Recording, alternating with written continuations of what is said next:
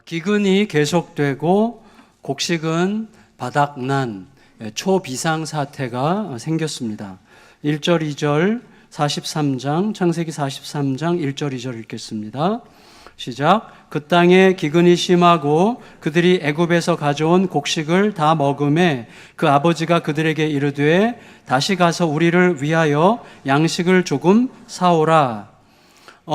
애굽에 가서 곡식을 사갖고 돌아오는 것 외에는 다른 대안이 없다는 것을 아들들도 진즉에 다 알고 있어요. 그렇지만 이미 베냐민을 데리고 가지 않는 날에는 곡식을 사기는커녕 애굽의 총리를 아련하는 것도 불가능하다는 사실을 알고 있기 때문에 아버지에게 곡식 사러 가야 된다는 말을 할 수가 없는 상태입니다. 아버지가 먼저 말할 때까지 기다려야만 하는 거죠. 다행히 비어있는 곡식 창고를 보면서 초조함을 먼저 표현한 쪽은 아버지였습니다. 그런데 아버지가 말할 때 베냐민 이야기는 쏙 빼고 곡식 사와 이렇게 곡식 이야기만 모른 채 하면서 이야기를 했습니다. 자, 이러한 애매한 상황이죠. 지난주에 우리가 생각했던 것처럼 야곱 입장에서는 아들 베냐민을 내놓으면 죽을 것 같지만 내놓지 않으면 죽게 되는, 내놓으면 죽을 것 같은데 내놓지 않음으로 죽게 되는 이런 곤란함. 자식들은 곡식 사러 가지 않으면 죽는데 곡식을 사러 갈 수 없는 곤란함. 베냐민을 데려갈 수 없기 때문에 이러한 애매한 상황에 대해서 가장 부담을 느끼고 있는 사람은 아무래도 유다였던 것 같습니다. 3절에서 5절이 그걸 우리에게 이야기해 주는데 3, 4, 5절 읽겠습니다. 시작. 유다가 아버지에게 말하여 이르되 그 사람이 우리에게 엄히 경고하여 이르되 너희 아우가 너희와 함께 오지 아니하면 너희가 내 얼굴을 보지 못하리라 하였으니 아버지께서 우리 아우를 우리와 함께 보내시면 우리가 내려가서 아버지를 위하여 양식을 사려니와 아버지께서 만일 그를 보내지 아니하시면 우리는 내려가지 아니하리니 그 사람이 우리에게 말하기를 너희의 아우가 너희와 함께 오지 아니하면 너희가 내 얼굴을 보지 못하리라 하였음이니이다. 여러분, 유다가 나설 수밖에 없죠. 왜냐하면 첫째 아들 르우벤은 이미 아버지로부터 신임을 얻었고 지난주에 상당한 이렇게 엄청난 베팅을 했는데 내가 이 책임을 완수하지 못하면 내 두 아들을 죽여도 됩니다라고 베팅했지만 너무나 허황되고 과장된 베팅이었기 때문에 전혀 아버지를 설득할 수 없었고, 둘째 아들 시므온은 지금 애굽의 볼모로 잡혀 있고, 셋째 아들 레위는 세겜에서 있었던 세겜 학살 사건의 어떤 그 여파로 아직은 좀 자신감이 없는 상황인 것 같고, 유다가 이제 나서게 되는 상황인데 유다는 결정한 것 같습니다. 내가 가족들을 위해서 책임적 지위를 감당하는 일을 내가 해야 되겠구나라는 결정을 했던 것 같습니다. 그래서 이제 아버지에게 무엇보다도 이런 얘기를 하죠. 곡식을 구매하는 것과 베냐민을 동행하는 것은 절대로 분리될 수 없는 일이라는 것을 아버지도 알지 않습니까? 이거는 우리들이 만든 게 아니라 애굽 총리가 만든 게임의 법칙이죠. 애굽 총리가 지금 뭔가 게임을 하고 있어요. 그 게임의 규칙이 베냐민 데려오지 않으면 절대로 나를 보지도 못할 거라고 하는 거기 때문에 그걸 아버지에게 이야기를 합니다. 그리고 아버지를 강하게 압박하죠. 내가 베냐민 없이는 갈 수도 없고 가도 소용이 없을 것이고 그래서 가지도 않겠다는 방식으로 아버지를 강하게 압박했습니다. 여러분, 보통 우리가 이런 식으로 아주 이러지도 못하고 저러지도 못하는 상황들이 우리에게 종종 있어요. 정말 어찌할 바를 모르겠는 상황이죠. 그런 상황에서 대체로 우리들은 어떤 반응을 보이죠? 좀 그런 점에서 야곱과 우리가 좀 닮았다고 생각하는데, 시인이 있고 그리고 어떻게 보면 원망이 있죠. 시인과 원망 사이에 있는데 누군가에 대한 상황을 기꺼이 받아들이고 거기서부터 그 상황에서부터 시작하는 것을 시인이라고 한다면, 원망은 전혀 다른 거죠. 이미 저질러진 상황을 긍정하고 거기서부터 어떻게 시작하겠는지를 고민하고 생각하고 묵상하고 대화하는 이 시인을 우리는 잘 들어가지 않아요. 그 안으로 오히려 이미 저질러져서 어쩔 수 없는 지난 일들을 현재형으로 소환하죠. 마치 지금 여전히 그 일이 유효한 것처럼 이미 저질러졌고 돌이킬 수 없는 일이에요.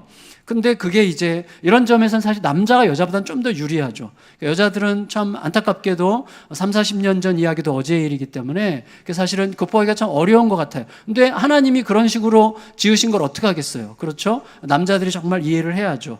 그렇다고 뭐 남자가 잘났습니까? 아니죠. 너무 빨리 삐지죠. 그래서 저 얘기하는 건데, 그래서 이미 저질러져서 어쩔 수 없는 지난 일을 현재형으로 소환하고 돌이킬 수 없는 말을 마치 돌이킬 수 있을 것처럼 추궁하는 헛된 수고, 이게 원망이라고 할 수가 있겠어요? 그래서 원망은 원망을 부르죠. 그래서 원망끼리 충돌하게끔 되어 있습니다. 그래서 아버지가 아들들을 원망하니까 아들들은 어쩔 수 없었던 상황을 다시 들춰냄들 뭐 하겠냐는 식으로 또다시 아버지를 원망하죠. 7절 읽습니다. 7절 시작. 그들이 이르되 그 사람이 우리와 우리의 친족에 대하여 자세히 질문하여 이르기를 너희 아버지가 아직 살아계시느냐 너희에게 아우가 있느냐 하기로 그 묻는 말에 따라 그에게 대답한 것이니 그가 너희의 아우를 데리고 내려오라 할 줄을 우리가 어찌 알았으리까. 여러분, 우리가 누군가를 원망할 때는 지극히 나에게 유리한 방식으로 이야기하죠. 이 아들들도 똑같죠. 그래서 사실은 요셉이 너희 아우가 어떻게 됐냐 이렇게 물은 적이 없어요. 자기들의 입지가 정당하다는 것을 말하기 위해서 자기들이 스스로 아우가 있다는 식으로 얘기를 했는 건데 그 얘기는 쏙 빼고 요셉이 총리가 묻는 걸 우리가 어떻게 합니까? 라는 식으로 말함으로써 자기들의 입장을 강화시키고 그리고 아버지를 원망할 수밖에 없다는 사실을 더 강조하는 방식으로 아버지를 원망하죠. 여러분, 변명과 원망이 충돌하면 새 출발은 막히고 희망의 불씨는 꺼집니다. 그래서 거기서는 새롭게 출발할 가능성이 없어요. 근데 우리의 삶도 여전히 지금 원망과 원망이, 변명과 변명이, 분노와 분노가 지금 충돌한 상황 속에 여전히 몇 주를, 몇 달을 지내고 있는 가정들이 혹시라도 없기를 바랍니다. 있겠지만. 근데 여러분, 없을 수가 없죠, 사실은.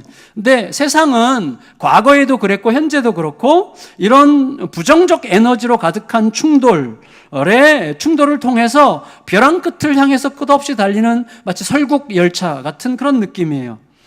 희망의 길은 어디에도 없어요. 변명과 원망을 접고 현실을 기꺼이 꿀꺽 삼키고 수용하고 거기서부터 자기 책임을 시인하는 자. 여러분, 모든 꼬여있는 현실은 우리들에게 대가를 요구합니다. 그 꼬인 현실을 풀려면 대가가 치러져야 돼요. 근데 그 꼬인 현실이 요청하는 대가를 기꺼이 담당하려는 자가 나타나는 것, 거기에서만 희망을 이야기할 수 있는 거죠.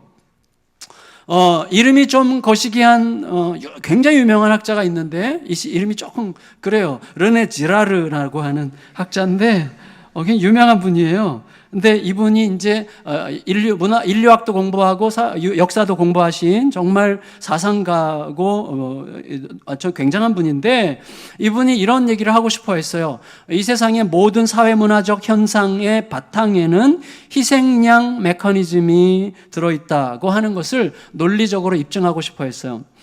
다시 말하면 이 세상은 다 힘이 지배하지 않습니까? 부부 사이에도 힘 이야기죠. 부모와 자녀 사이에서도 힘이에요, 힘. 그래서 아빠의 권위나 아빠의 입지나 이런 것들을 힘으로 말투나 표정이나 여러 가지로 힘의 이야기죠. 힘을 잘못 쓰면 망가지는 거예요. 힘을 잘 써야 되는데 다 힘을 잘못 쓰므로 세상이 망가지고 있는데 어쨌거나 힘의 논리를 숭배하는 세상이죠. 다 힘으로 돌아가죠. 힘의 논리를 숭배하는 세상은 희생양을 만들어서 희생양에게 모든 폭력을 쏟아붓고 그 희생양을 폭력에 봉헌하는 방식으로 모든 이 세상의 폭압적인 재난을 정화시키려고 하죠. 그래서 네로도 그랬고 또 스탈린도 그랬고 모든 독재자들은 그리고 모든 세상의 힘의 논리를 추구하는 자들은 전부 다 희생양을 통해서 자신의 재난을 정화시키려고 하는 습관이 있습니다. 그게 사회문화적인 현상이라는 거예요. 희생양 메커니즘이 모든 세상에 있다고 하는 것입니다.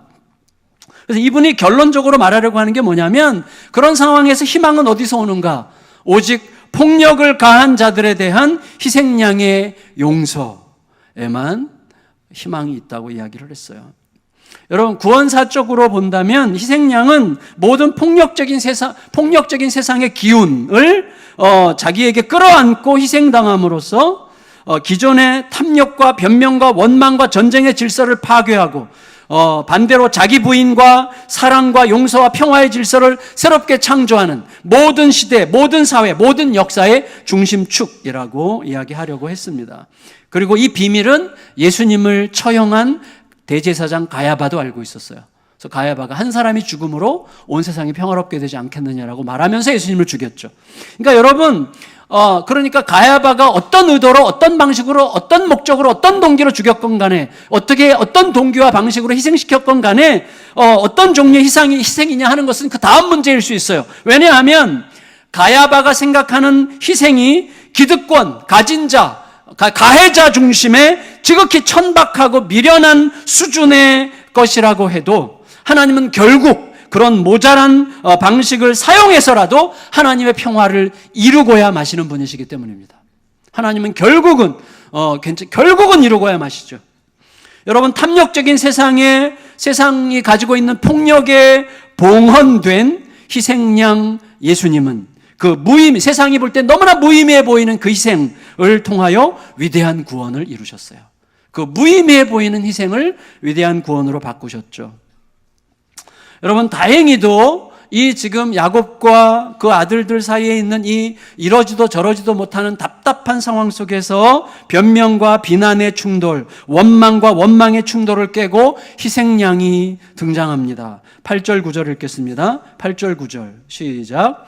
유다가 그의 아버지 이스라엘에게 이르되 저 아이를 나와 함께 보내시면 우리가 곧 가리니 그러면 우리와 아버지와 우리 어린아이들이 다 살고 죽지 아니하리이다. 내가 그를 위하여 담보가 되오리니 아버지께서 내 손에서 그를 찾으소서. 내가 만일 그를 아버지께 데려다가 아버지 앞에 두지 아니하면 내가 영원히 죄를 지리이다.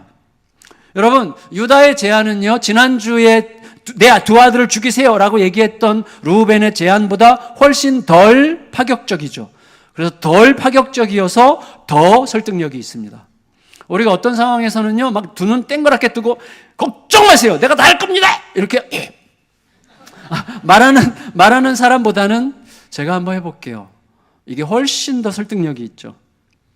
여러분, 이 유다의 말은 형제들이 해왔던 말과 크게 다르지 않을 수가 있지만 유다의 말을 가만히 들여다보면 흥미로운 게 있는데, 일단 지금 베냐민은 나이가 30살이 넘었을 건데 틀림없이 30살도 넘은 베냐민을 가리켜 그 아이라고 말함으로써 베냐민에 대한 아버지의 애틋한 마음에 들어가 아버지의 마음에 공감을 불러일으키므로 아버지가 유다가 베냐민을 그 아이라고 부르는 것을 통해서 베냐민에게 주어진 아버지에게 공감하는 그 힘으로 그 힘을 가지고 아버지가 베냐민을 자기에게 더 효과적으로 맡길 수 있도록 지금 설득하려고 해요. 굉장히 지혜롭게 하고 있어요. 더 나아가서 지난주에 아버지랑 논쟁했던 다른 형제들의 말은 아버지 베냐민 내어주면 우리가 해결할게요. 우리가 온 가족들을 책임질게요. 이런 논리였지만 유다는 어린 자녀들을 포함한 모든 가족들을 살릴 그 키가 오직 아버지에게 있다고 이야기해요. 그래서 아버지가 구원자가 돼야 됩니다. 그렇게 이야기하면서 대신에 그렇게 되면 자기는 모두를 위한 담보물, 희생양이 되겠다고 제안합니다. 르우벤은 그 문제를 해결하는 일에 자기의 두 아들의 목숨을 걸었지만 유다는 자기의 목숨을 걸었습니다. 유다는 이제 베냐민을 잃지 않으려고 최선을 다하겠지만 만에 하나 잃어버린다면 그 죄를 자기 자신이 영원히 담당하겠다는 무거운 선언을 하고 있는 거죠. 지난주 르우벤의 선언이 폭탄 선언이었다면 오늘 유다의 선언은 어쩌면 굉장히 오래 고민한, 아버지가 거절한 이후에 곡식이 떨어질 때까지 그 긴 시간 동안에 내내 고민한 자기의 인격을 실은 고통스러운 묵상의 결과였다고 할 수가 있을 것 같아요. 더 나아가서 유다는 지혜롭게 현실을 깨워서 아버지를 자극합니다. 10절 읽습니다. 10절 시작. 우리가 지체하지 아니하였더라면 벌써 2번 갔다 왔으리이다. 여러분, 우리가 막 어떤 때는 막 죽이고 싶을 만큼, 이 좀 너무 과격한 언어지만 막 그러고 싶을 때가 있잖아요.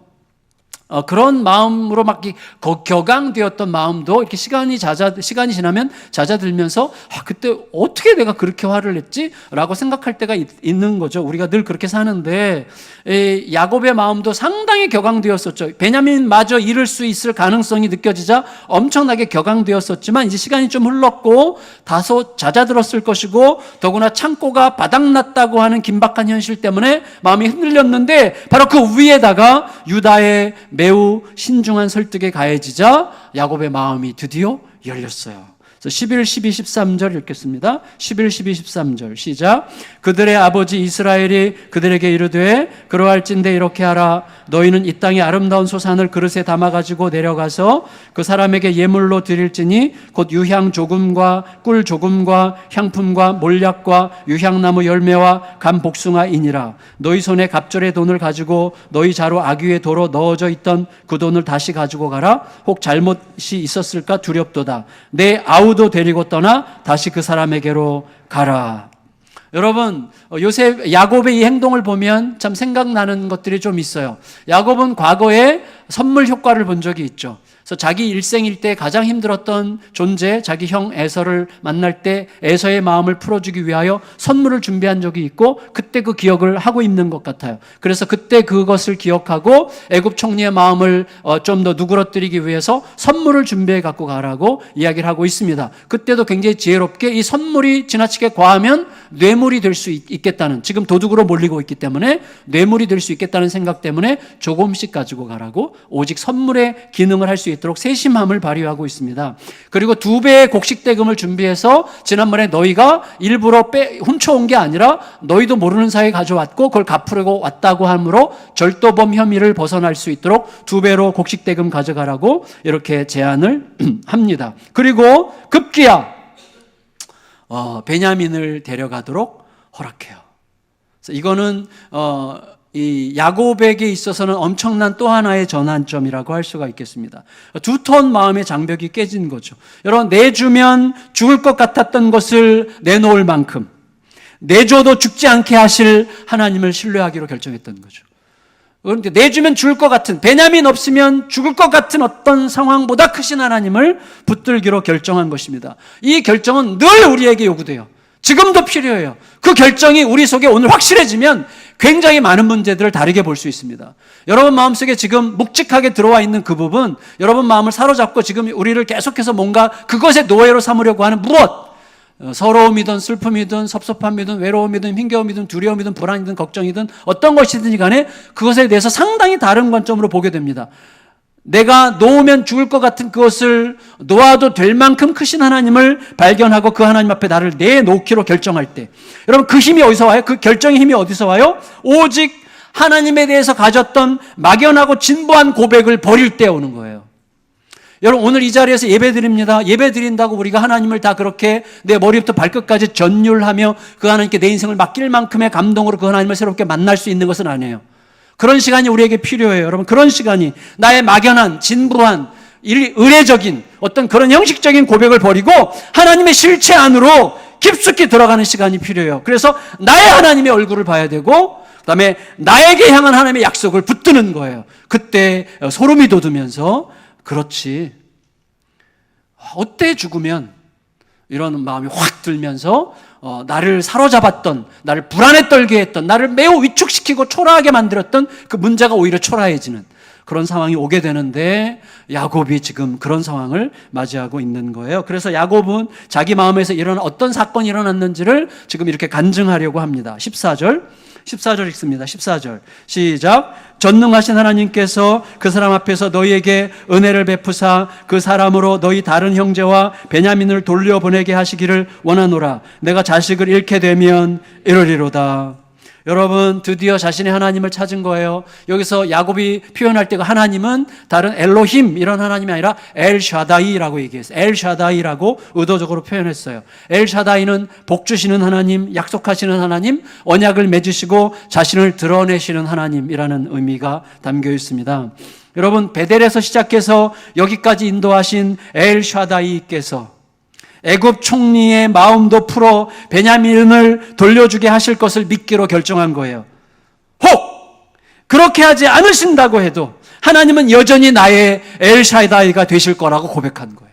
다시 말하면 나의 하나님 엘샤다이 하나님은 베냐민이 있느냐 없느냐보다 더 크고 위대한 나의 현실입니다 라고 고백하는 거예요. 그게 우리가 이기는 순간이에요. 그게 우리가 넘어서는 순간이에요. 이게 있느냐 없느냐보다 나의 하나님이 훨씬 더 크십니다. 이것을 새롭게 자각한 순간을 통과한 것입니다. 여러분, 아무것도 보이지 않던 수십 년 전 흑암의 광야 베델로 찾아오셔가지고 막막함을 뚫고 찾아오신 하나님께서 지금까지 함께 하신 그 하나님이시라면 내 생각이나 내 기대대로 되지 않는다고 해도 주저없이 따를 수 있겠다라고 하는 절대 믿음이 일어난 순간이었어요. 이제 비로소 야곱은 처음서부터 그가 서 있었어야만 했던 바로 그 자리에 다시 굳건하게 서게 된 것입니다. 이제 형들이 애굽으로 가요. 과거에 자기들의 형제 요셉이죠. 과거에 형제를 애굽에 팔았던 자들이 이제 형제를 구하러 시므온을 구하러 애굽으로 가고 있고, 가서는 아직은 그 실체가 완벽하게 가려져 있는 애굽의 총리 앞에 다시 섭니다. 곡식은 이미 떨어졌어요. 그러니까 뭐 조금밖에 없었겠죠. 근데 그 9명의 형제들이 그 곡식을 없는 중에 한 달 반에서 2달 걸리는 그 긴 여행을 위해서 곡식을 갈 때 매일같이 배부르게 먹지 않았겠죠. 굶어가면서 걸러서 먹으면서 이렇게 먹었겠죠. 2달 걸어보세요. 어떤 얼굴이겠는지. 저는 하루만 굶어도 그런 얼굴이 될 수 있는데 이렇게 얼마나 초라하고 보잘것없고 좀 꼬질꼬질해 보이고 너무 불쌍해 보이지 않았겠어요? 그래서 애굽에서 요셉이 자기 형들의 그런 모습을 봤을 때 마음이 울컥했을 것 같아요. 마치 돌아온 탕자를 맞이하는 아버지처럼 형들을 위해서 연회를 준비합니다. 여러분, 요셉이 형들을 위해서 연회를 준비하는데 사실 요셉으로서는 어떤 의도가 있겠죠. 그런데 형들로서는 사실은 상상할 수 없는 당황스러움이잖아요. 스파이로 몰더니 갑자기 귀빈 대접, 이게 웬 말이야. 게다가 연회장이 총리 관저예요. 그래서 이게 굉장히 놀라운 일이죠. 형들에게는 지금 너무 당황스러운 일이 또 왔는데 15절에서 17절 읽겠습니다. 15절에서 17절 시작.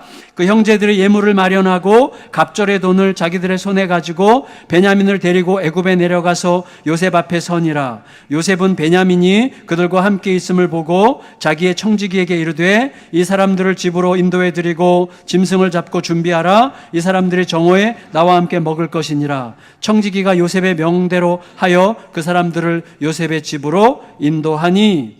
여러분 보세요. 정상적인 사고로는 이해 불가한 상황이잖아요. 왜 갑자기 지금 무슨 일이지? 너무나 황당한 상황이 생겨가지고 형들은 더 혼미해진 거예요. 여러분, 죄인들에게는, 마음이 쫄리는 죄인들에게는 환대마저 불길한 법이에요. 왜 이렇게 잘해줘? 왜 이렇게 잘해주지? 불안해 죽겠네. 이렇게 되는 거죠. 여러분 18절 읽겠습니다. 18절 시작. 그 사람들이 요셉의 집으로 인도됨에 두려워하여 이르되 전번에 우리 자루에 들어있던 돈의 일로 우리가 끌려드는도다. 이는 우리를 억류하고 달려들어 우리를 잡아 노예로 삼고 우리의 나귀를 빼앗으려 함이로다 하고. 여러분, 지금 형들은 이제 틀림없이 해석해요. 이게 해석이 됐어요. 이 트랩에 걸렸다. 이제 우리가 확실히 트랩에 걸렸다. 우리를 절도범으로 완전히 단정 짓고, 그래서 절도범이니까 우리의 모든 것을 빼앗아 가고, 우리를 노예로 삼으려고 하는구나 라고 생각했는데, 그 생각은 어떤 연동에 의해서 연상됐을까요? 제가 설교 준비하다가요, 이렇게 어떤 통찰이 딱 올 때, 그때 바로 저의 삶에서 일어났던 잊기 어려운 어떤 사건들과 딱딱딱딱 연결이 돼서 떠올라요. 물론 그걸 다 얘기하진 않지만, 다시 말하면 어떤 상황은 내 과거에 있었던 어떤 사건과 연동되어 그렇게 해석하게 만드는 경향이 굉장히 강해요. 여러분, 이들이 우리가 절도범으로 몰려가지고 우리의 것을 다 빼앗기고 우리를 노예로 삼겠구나라고 생각한 이유는 20년 전 그들이 요셉의 모든 것을 빼앗고 요셉을 애굽의 노예로 팔아 넘겼기 때문에 그것과 연동되어 가지고 지금 연상이 그렇게 이어지고 있는 거예요. 그건 합당한 거죠, 어떻게 보면. 우리가 이제 드디어 애굽의 노예가 되는구나. 이렇게 이제 확신 있게 해석을 했습니다. 그래서 이들은 어떻게든지 함정에서 빠져나가기 위해서 총리 관저를 지키는 청지기 심부름꾼에게 애원하듯이 변명을 합니다. 19절에서 22절 읽겠습니다. 시작. 그들이 요셉의 집 청지기에게 가까이 나아가 그 집 문 앞에서 그에게 말하여 이르되 내 주여, 우리가 전번에 내려와서 양식을 사가지고 여관에 이르러 자루를 풀어본즉 각 사람의 돈이 전액 그대로 자루 아귀에 있기로 우리가 도로 가져왔고 양식 살 다른 돈도 우리가 가지고 내려왔나이다. 우리의 돈을 우리 자루에 넣은 자는 누구인지 우리가 알지 못하나이다. 여러분 생각 재밌죠? 왜냐하면 형들 입장에서는 아직 애굽 총리랑 자기들의 관계의 실체가 뭔지 전혀 알 수 없어요. 그러니까 어떻게 해요? 그 실체를 모르니까 그 총리 관절을 지키는 청지기조차 감히 상대하기 어려운 주인님일 뿐이에요. 그래서 내 주여 이렇게 얘기하죠. 그 청지기한테 내 주여라고 얘기해요. 근데 사실은 우리도 그렇지 않습니까? 사실 우리들이 하나님의 자녀라는 사실을 인식하고 살아요? 거의 인식 못해요. 우리가 하나님의 자녀라는 사실을 인식한다면 그렇게 살지 않아도 돼요. 많은 경우에 우리들의 사는 삶의 모습을 보면 내가 하나님의 자녀라는 인식을 잘 안 해요. 오히려 다른 욕망이, 다른 자존심이, 그리고 돈이, 어떤 깨어진 현실이 내가 그것의 자녀라고 고백하듯이 우리가 그렇게 사는 경향이 굉장히 많죠. 우리들도 내가 하나님의 신분이라는 것을 진짜 이게 인식이 머리로가 아니라 내 몸이 느끼는 이런 방식으로 명확하게 인식하지 못하면 내 통치와 내 명령 아래 있어야 되는 것들을, 온갖 것들을 주인님이라고 부르면서 그 앞에 엎드리게 되는 거죠. 그런 것들이 너무 세고 셌어요. 하지만 청지기가 전하는 말은 또 한 번의 대황당 반전이었는데 23절 24절 읽겠습니다. 23절 24절 시작. 그가 이르되 너희는 안심하라 두려워하지 말라 너희 하나님 너희 아버지의 하나님이 재물을 너희 자루에 넣어 너희에게 주신 것이니라. 너희 돈은 내가 이미 받았느니라 하고 시므온은 그들에게로 이끌어내고 그들을 요셉의 집으로 인도하고 물을 주어 발을 씻게 하며 그들의 나귀에게 먹이를 주더라. 이게 웬일이에요? 청지기는 놀랍게도 곡식대금 이미 받았다는 거예요. 자기네들은 준 적이 없는데 도로 자기들의 자루에 있었는데, 그리고 동시에 곡식대금 너희들에게 돌아간 그거는 우리가 준 게 아니라 너희와 너희 아버지의 하나님이 너에게 주신 것이라는 폭탄 선언을 했어요. 이거는 틀림없이 요셉이 청지기의 입에 넣어준 말이죠.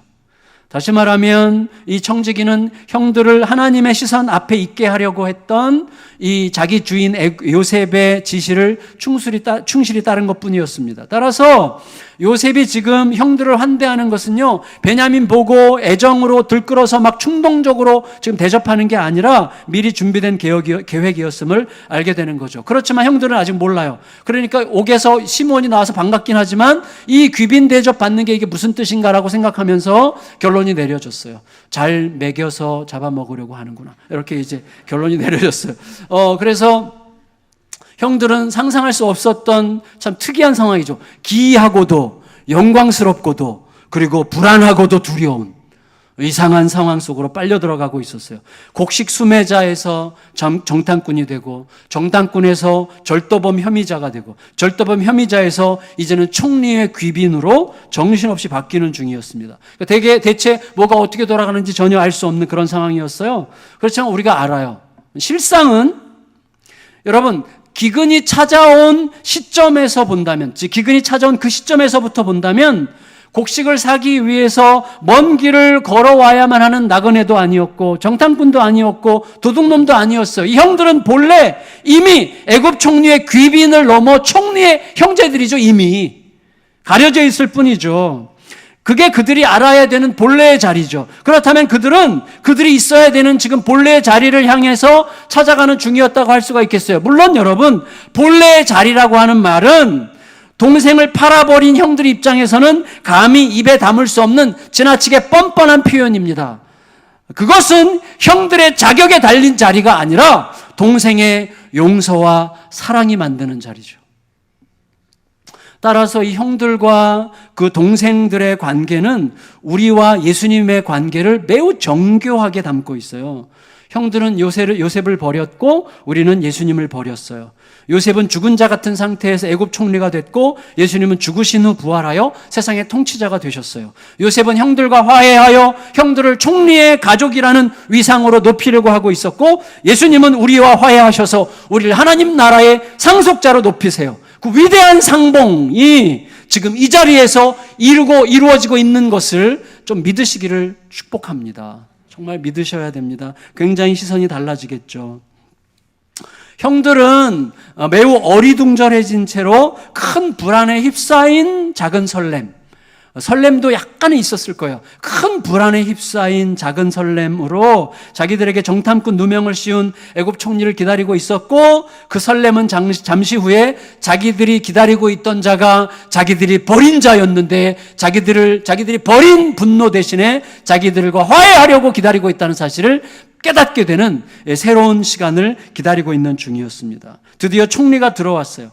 하지만 어찌된 일인지 쉴 틈 없이 압박했던 태도를 갑자기 바꿔가지고 매우 다정하게 안부를 묻습니다. 그리고 베냐민을 눈여겨본 다음에는 갑작스럽게 자리를 떠요. 25절에서 30절 읽을게요.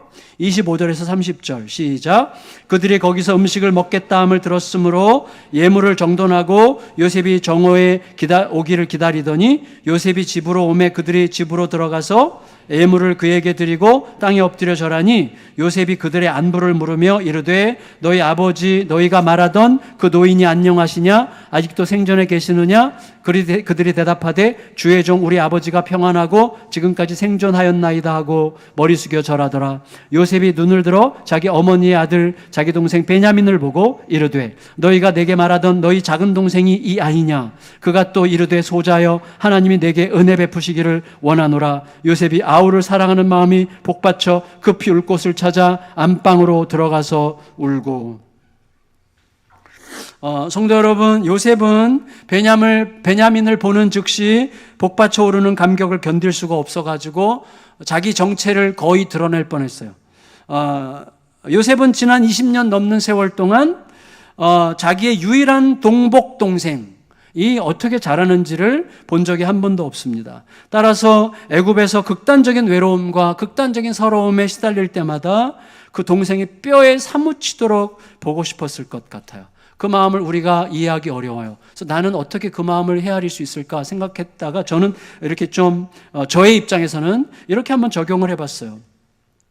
여러분, 우리가 지긋지긋하게 말 안 듣는 대책이 안 보이는 자식이 있는데 그 자식에 대한 부모의 마음이 어때요? 지긋지긋하게 말을 안 들어. 정말 대책이 안 보이는 자녀에 대한 부모의 마음. 여러분 모두도 다 느껴보시기를 축원합니다. 정말 나만 느끼기에는 억울해요. 다 느끼기를 바라겠는데 그 마음은 딱 이거예요. 함께 있으면 너무 꼴 보기 싫고 집 나가면 불쌍해 죽겠고 이게 너무 힘든 거예요. 너무 힘들어. 그러니까 이게 사면초가라. 함께 있으면 꼴 보기 싫어서 죽겠고 집을 나가면 이게 정말 너무 불쌍해서 죽겠고 어떻게도 죽는 거야. 그래서 여러분 그러다가 이 자녀가 오랜 시간 어디로 떠나야만 되는 상황이 되면 내가 잘못한 것만 생각이 나가지고 막 서럽도록 미안한 마음이 끌어올라가지고 심지어 눈물이 난다니까요. 이 마음을 모두가 경험하시기를. 근데 여러분, 요셉의 그 끌어오르는 마음은 그것보다도 훨씬 더 강렬했을 거라고 생각이 돼요. 근데 지금 중요한 건 뭐냐면 드디어 12아들, 이스라엘 구원의 공동체, 하나님의 나라를 이루어가는 구원의 공동체 이스라엘 12아들이 한 자리에 다 모였다는 이 사실이 너무나 중요하죠. 이제 이 그림이 다음 주에 이제 완성되는데, 요셉은요 베냐민을 본 후에도 아직은 자기 정체를 공개하지 않습니다. 어떤 문제든지 너무 쉽게 해결되면 반드시 문제가 남는다, 이런 식의 상식적인 판단 때문에 그런 게 아니고 형들을 더 충분히 더 깊이 또 진정성 있게 형들을 받아들이기 위해서는 자기 안에서뿐만 아니라 형들 안에서도 서로에 대하여 여전히 남아있을 수 있는 앙금이 말끔히 제거될 뿐만 아니라 좀 더 각자가 자기 희생적인 잠재적 태도들이 드러나는 것을 보는 게 필요했기 때문이었을 것 같습니다. 그에 따라서 요셉은 자기 정체 밝히는 시간을 잠시 뒤로 좀 더 미루고 얼굴을 씻고 돌아와서 형들을 위해서 식탁을 베풀어요. 이게 굉장히 의미심장하지 않아요? 20년 전 자기를 구덩이에 내던지고 돌아앉아 밥 먹던 형들을 위하여 식탁을 준비하고 있어요. 이제 요셉은 구덩이가 아니라 총리의 보좌에 앉아 있어요. 31절 32절 읽습니다. 31절 32절 시작. 얼굴을 씻고 나와서 그 정을 억제하고 음식을 차리라 하매 그들이 요셉에게 따로 차리고 그 형제들에게 따로 차리고 그와 함께 먹는 애굽 사람에게도 따로 차리니 애굽 사람은 히브리 사람과 같이 먹으면 부정을 입음이었더라. 여러분, 애굽인과 히브리인이 식탁에서 동석하는 것은 불가했어요. 그것은 히브리 사람들이 싫어했기보다는 애굽 사람들이 자기들이 세계 우월한 민족이라고 생각하고 있었기 때문에 애굽의 제국주의적 우월 의식이 허락하지 않았습니다. 장벽이 딱 쳐져 있는 것이죠. 하지만 이제 그 경계선과 장벽은 곧 허물어지겠죠. 하늘과 땅이 만나듯 거룩하신 하나님의 아들과 죄인인 우리들이 서로 포옹하듯 요셉과 형들은 서로를 끌어안게 될 것입니다. 다만 지금은 그날을 위한 약간의 힌트만 주어질 뿐이에요. 약간의 힌트. 어떤 힌트인가 하면 이제 주최 측이 준비한 식사 자리 형들이 딱 가서 보니까 이게 깜짝 놀랄 일이에요. 뭐냐면 자리가 쫙 사람마다 자리가 배치되어 있어요. 이름표를 놨는지 모르겠지만 누구 어디 앉으라고 딱 준비가 되어 있는데 완전히 나이 순으로 쫙 맞춘 거예요. 형들이 굉장히 놀랐어요. 깜짝 놀랐어요. 그리고 먹을 밥을 주는데 1인, 한 사람 앞에 딱 이렇게 1인분씩 줬나 봐요. 뭐 아주 풍성한 음식이었겠죠. 그런데 놀랍게도 베냐민에게는 5배, 그거 어떻게 먹어? 베냐민에게 5배를 줬어요. 5배를. 왜 그랬을까요? 그렇게 함으로써 요셉이 베냐민에게 노골적인 편파적 사랑을 보임으로 모든 형들에게 과거에 아버지가 자기에게 그토록 편파적으로 대했던 시간을 상기시키기 위하여 이런 행동을 했다고 밖에 우리가 생각할 수 없을 것 같습니다. 여러분 33절 34절 읽겠습니다. 33절 34절 시작. 그들이 요셉 앞에 앉되 그들의 나이에 따라 앉히게 되니 그들이 서로 이상히 여겼더라. 요셉이 자기 음식을 그들에게 주되 베냐민에게는 다른 사람보다 5배나 주매 그들이 마시며 요셉과 함께 즐거워하였더라. 드디어 12형제가 한자리에 앉아서 밥을 먹는데 마시고 즐거웠다는 말은 부드러운 표현이에요. 원래는 마시고 취하였더라 이 뜻인데 취했어요. 다시 말하면 지금 그들의 마음이 뭔가 축제적이죠. 형제들이 다 같이 함께 마셨고 함께 취하여 즐거웠어요. 곧 다가오게 될 매우 충격적이고도 영광스러운 화해를 향한 잃어버린 자리를 회복하기 위한 여정의 8분 응선을 지나가고 있는 중이었습니다.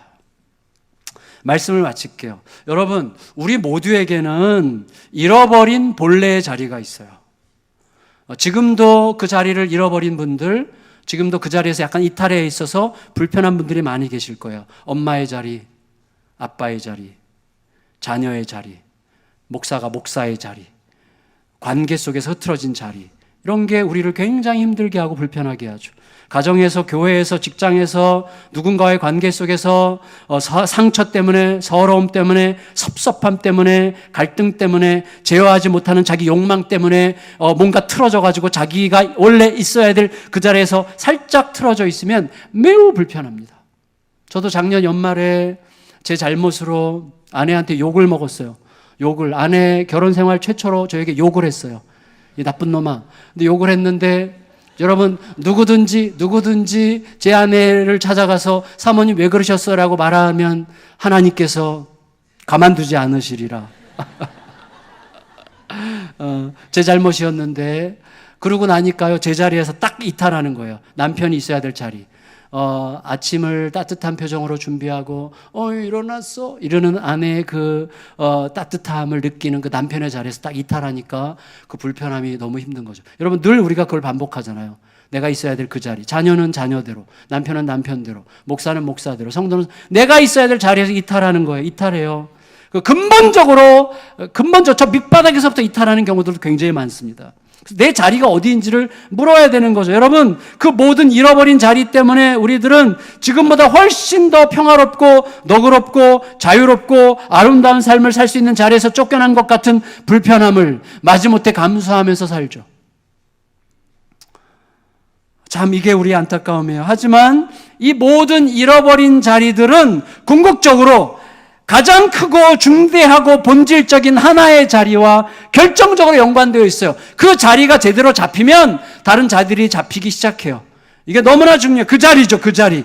창조주 하나님 앞에서 있는 피조물의 자리, 구원자 하나님 앞에 있는 죄인의 자리, 그리고 아버지 하나님 앞에 있는 아들, 딸의 자리, 자녀의 자리를 회복하는 거예요. 이게 그냥 말해보는 자리가 아니라 진짜로 내 몸으로, 내 가슴으로 느끼는 그 자리로 들어가는 게 너무나 중요한 것이죠. 여러분, 창조주와 구원자가 어떻게 우리의 아버지가 되셨습니까? 창조주와 구원자, 우리와 그렇게 거리가 먼 그가 나의 아버지가 되시기 위해 아들의 목숨을 담보로 나를 구하는 희생을 친히 감당하셨죠. 희생의 이야기가 있는 거예요. 제자리로 돌아가는 데는 희생의 이야기가 있는 것이죠. 그래서 중요한 건 뭐냐면 그 희생의 무게, 희생의 가치, 희생의 존귀함, 그 희생의 아름다움을 깨닫는 만큼 우리는 하나님을 사랑하게 되고 그 사랑이 내 마음을 차지하는 만큼 그 잃어버린 자리로 돌아가는 샬롬을 누리게 되는 것입니다. 결국은 하나님의 사건이에요. 우리들의 자리로 찾아 들어가는 것은 하나님의 사건에서부터 시작되는 것이죠. 여러분, 가족을 위한 유다의 희생, 자신의 집착을 버림으로 모두를 살리려고 한 아버지 야곱의 희생, 그리고 화해의 여정을 위해서 모든 수고를 감당하려고 하는 요셉의 희생을 통해서 형들은 이제 형제 인신매매범의 자리, 정탐꾼의 자리, 절도범의 자리를 벗어나서 본래 있었어야 했던 그 자리, 동생의 형들의 자리, 아버지의 아들의 자리, 애굽 총리 가족의 자리로 가는 길을 찾아가는 중이었고, 그 그림은 바로 우리가 찾아가야 될 길이 어떤 길인지를 우리에게 자극하고 있습니다. 여러분, 자기중심적인 욕망과 경쟁과 시비와 원망과 다툼과 증오와 분노가 없었더라면 처음부터 아름답고 풍성했을 바로 그 자리를 다시 찾아가야 됩니다. 자기를 버리는 희생으로 우리를 본래의 자리로 회복시키려고 하셨던 예수님께서 이미 지금 여기서 나를 붙들고 계심을 기억하십시오. 예수님의 자기 버리심의 의미와 그 힘이 내 안에서 생기 있게 재생되기를 열망하시기를 축원합니다. 그래서 우리 모두가 우리들 본래의 자리, 따뜻하고 사랑스러운 자녀의 자리, 너그럽게 사랑과 평화를 전하는 배우자의 자리, 자유롭고 부드러운 부모의 자리, 죄와 더불어 어둠과 죽음의 냄새로 가득해진 이 세상에 예수 그리스도와 더불어 빛과 생명을 전하는 그 자리를 찾아 들어가게 되는 우리 모두가 되시기를 예수님의 이름으로 축원합니다. 축원합니다.